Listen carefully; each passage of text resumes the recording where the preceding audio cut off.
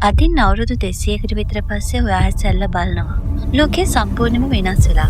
හැබැයි ඔයා තාමත් ඒ වයසමයි. ඔයාගේ මූණේ එක රැල්ලක්වත් වැටලා නැහැ. මේක සයන්ස් ෆික්ෂන් ෆිල්ම් එකක් නෙමෙයි. මේ වෙනකොටත් ලෝකයේ සිය ගාණක් මිනිස්සු මේ අනාගතයට යන ගිලන් රථයට ගොඩ වෙලා ඉවරයි. ඉතින් අපි අද මේ කතා කරන්න යන්නේ අන්නේ තාක්ෂණය ගැන.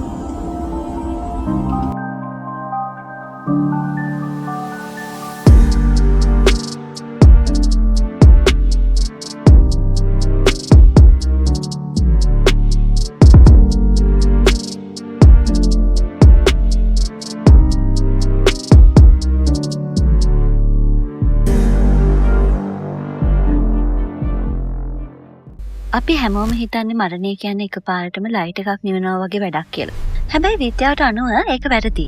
මරණය කියන්නේ එක තත්පරයකින් සිද්ධ වෙන සිදුවීමක් නෙමෙයි. ඒක කාලයක් තිස්සේ සෛලීය මට්ටමින් සිද්ධ වෙන සංකීර්ණ ක්‍රියාවලියක්. හදවත නතර වුණත් අපේ මොළයේ මතකයන් රැඳුණු සෛල තවත් යම් කාලයක් ජීවිතත්වයේ තියෙනවා. ඇත්තටම ඔයා කවුද කියන එක තීරණය කරන ඔයාගේ මතකය, දැනුම වගේම පෞරුෂය තවමත් මොළය ඇතුලේ ආරක්ෂා වෙලා තියෙන්න පුළුවන්. මේ දත්ත ටික සම්පූර්ණයෙන් මැකිලා යනකම් ඔයා ඇත්තටම මැරුණේ නෑ. මේකට විද්‍යාඥයෝ කියන්නේ ඉන්ෆර්මේෂන් තියරිටික් ඩෙත් නැත්නම් තොරතුරු න්‍යායාත්මක මරණය කියලා. ඉතින් මෙන්න මේ හදවත නතර වුණ වෙලාවෙම මේ තොරතුරු විනාශ වෙන්නේ නැති නිසා ඒ ලැබෙන වෙලාව පාවිච්චි කරලා ඔයාව පෝස්ට් කළා.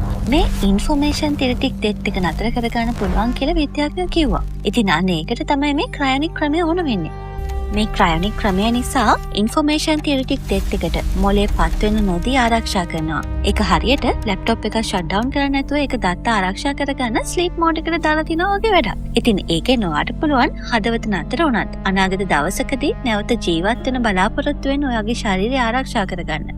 අද තවම ඒ විදියට ආරක්ෂා කරගත්තු ශරීරයට පණ දෙන තාක්ෂණය දන්නේ නැති වුණාට විද්‍යාඥයෝ විශ්වාස කරනවා අනාගත දවසක මේ සෛල ඒ වගේම ශරීරය ආයෙමත් පණ ගන්නවන්න පුළුවන් වෙයි කියලා. ඉතින් එතකන් ඕන් මේ සිරුර පරිස්සම් කරනවා. ඉතින් අපි දැන් කතා කරන්න යන්නේ මෙන්න මේ සිරුර පරිස්සම් කරගන්න මෙහෙයම පියවරෙන් පියවර සිද්ධ වෙන විදිය ගැන. මුලින්ම කෙනෙක් නීත්‍යානුකූලව මැරෙන ගමන් ස්ටෑන්ඩ් බයි කණ්ඩායමක් ඇවිල්ලා ඒ සිරුර අයිස් තට්ටුව අතර තැම්පත් කරලා සෛල මැරෙන එක නවත්තනවා. ඊළඟට හાર્ට් ලං රෙසිසිටේටර් යන්ත්‍රයක් පාවිච්චි කළා. ලේ ගමනාගමනේ ආයෙත් පණ ගන්නලා සෛල නරක් වෙන එක වළක්ව ගන්න බෙහෙත් වර්ග 16ක් ඇතුල් කරනවා. ඊළඟට විට්‍රිෆිකේෂන් කියන ක්‍රියාවලියට ලක් කරනවා. එතනදි වෙන්නේ මේ වගේ දෙයක්. ඕන් මේගේ සිරුර ලේත් දියරත් ඔක්කොම අයින් කරනවා. මොකද මේ ලේවල වැඩිපුර තියෙන වතුර. ඒ වගේම අපේ ඇඟේ 70%ක්ම තියෙන වතුර. මරණය පරද්දන්න යන ගමනේ හම්බ වෙන ලොකුම හතර තමයි වතුර කියන්නේ. සිරුර ශීත කරද්දී වතුර තිබුණොත් ඒ වතුර අයිස් වෙදී ඒක ප්‍රසාරණය වෙනවා. මතක් කරන්න ඔයා ෆ්‍රීසර් එකට දාන්න ගත්ත වතුර බෝතලයක් ඒක අයිස් වෙද්දී වතුරේ පරිමාව වැඩි වෙලා ඒක පිම්බෙනවා. අපේ ඇඟේ සෛල ඇතුලේ තියෙන වතුරත් ඒ වගේම තමයි. ඒවත් අයිස් බවට පත් වෙලා ඒ අයිස් ස්පටික පුංචි පිහිටල වගේ සෛල පටල ඉරලා දානවා. ඒ නිසා සෛල ඉරිලා විනාශ වෙලා යන්නත් පුළුවන්. හැබැයි ඉතින් එහෙම නොදී මේ සිරුර ශීත කිරීමේ ක්‍රියාවලිය අසාර්ථක වෙනවා. ඉතින් ඒ නිසා සිරුරේ තියෙන වතුරත් ලේත් ඉවත් කරන්න ඕනේ. මේ ලේ වෙනුවට ක්‍රයෝප්‍රොටෙක්ටන්ට් කියලා හඳුන්වන විශේෂ රසායනික දියරයක් ඇඟට ඊළඟට ඇතුල් කරනවා. ඒක හරියට වාහනවල එන්ජින් වලට සීතල රටවල් වලදී මිදෙන්නේ නැතුව තියාගන්න දාන ඇන්ටි ෆ්‍රීසර් දියරයක් වගේ. හැබැයි වෙනස අපි මේක පාවිච්චි කරන්නේ මිනිස් සිරුරකට. ඊළඟට මේ රසායනිකය නිසා ශරීරයේ සෙල්සියස් අංශක ඍණ 196ක අධිකව ශීත කළත් සෛල ඇතුලේ තියෙන දියරය අයිස් ස්පටික බවට පත් වෙන්නේ නැහැ. ඒ වෙනුවට ඒ දියරේ වීදුරුවක් වගේ ඝන තත්ත්වයට පත් වෙනවා. ඒ විදිහට මේ විට්‍රිෆිකේෂන් ක්‍රියාවලියේදී සෛල වලට හානි වෙන්නේ නැතිව ඇඟ වීදුරුමය තත්ත්වයකට පත් වෙනවා.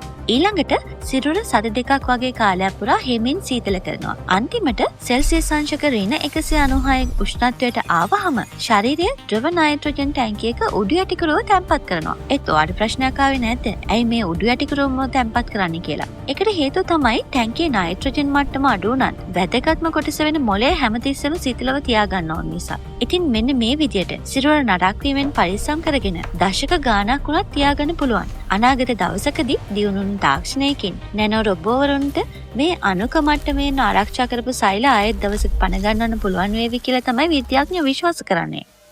ඉතින් එතකන් මේ සිරුරු මේ ටැංකිය තුල ආරක්ෂිතව තියාගන්න තමයි ඕන උත්සාහ කරන්නේ. මෙන්න මේ ක්‍රියාවලිය පළවෙනි පාර්ට් සිද්ධ කළේ 1967 ජනවාරි 12 වෙනිදා. එක මිනිසෙක් ඒ අමුතු තීරණය මුල්ම වතාවට ගන්නවා.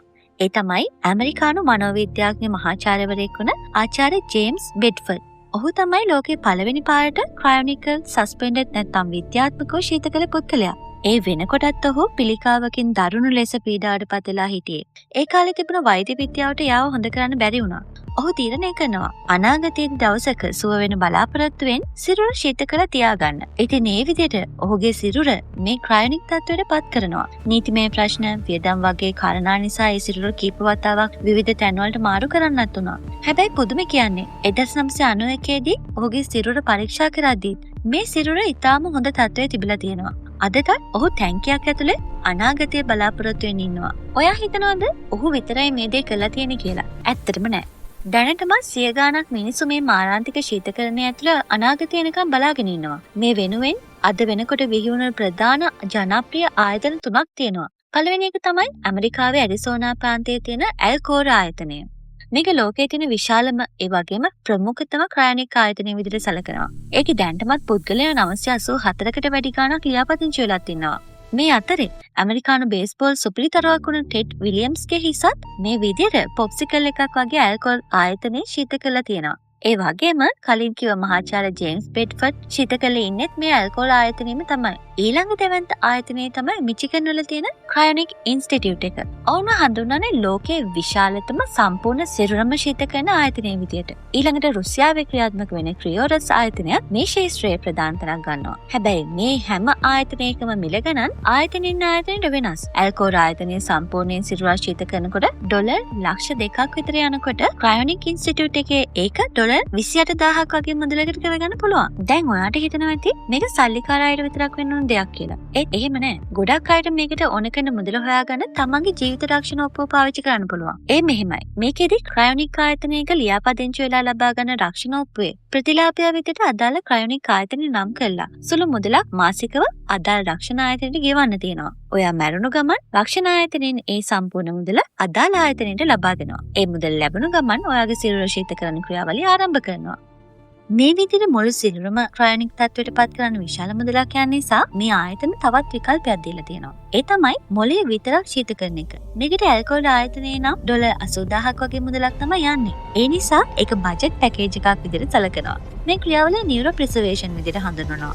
විද්‍යාඥයෝ කියන විදිහට අනාගතයේදී වෛද්‍ය තාක්ෂණයේ දියුණුණු කාලෙක ශීත කරපු මොළේ පාවිච්චි කරගෙන අලුත් ක්ලෝන සිරුරක් හදලා හරි රොබෝ ඇඟකට ඒක සම්බන්ධ කරන්න හරි පුළුවන් වේවි කියලා. හිතලා බලන්න ඒක. ඔයාගේ ඔළුව රොබෝ ඇඟකට සවි කරනවා. මේක නිකන් විකාර කතාවක් වගේ වුණත් මේ තමයි අනාගතයක කරන ලොකුම විද්‍යාත්මක සූදුව.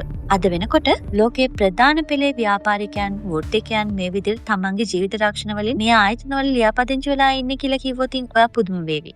ඉතින් මොනවද ඔයා මේ ගැන හිතන්නේ? ඇත්තටම මේ ක්‍රයොප්‍රිසර්වේෂන් කියන්නේ අනාගතයට ගමන් කරන්න පුළුවන් ගිලන් රථයක්ද?